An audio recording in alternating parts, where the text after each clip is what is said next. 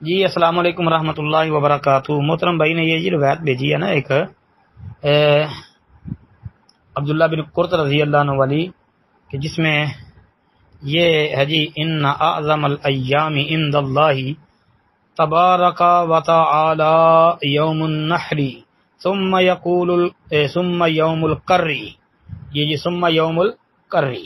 اب یہ یوم القر کا کہتے ہیں جی مطلب اجی یوم القر سے مراد عید کا دوسرا دن ہے، یعنی 11 ذوالحج۔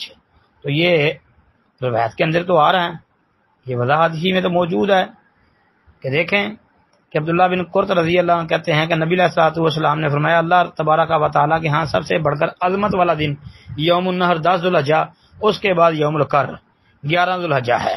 اور پھر حدیث کے راوی عیسیٰ جو ہیں وہ کیا کہتے ہیں، عیسیٰ نے ثور سے نقل کیا ہے، ثور بھی حدیث کا راوی ہے نا، وہ کہتے ہیں قال ثور وهو اليوم الثانی، یعنی یوم القر کون سا دن ہے؟ دوسرا دن، وهو اليوم الثانی۔ السلام علیکم ورحمۃ اللہ۔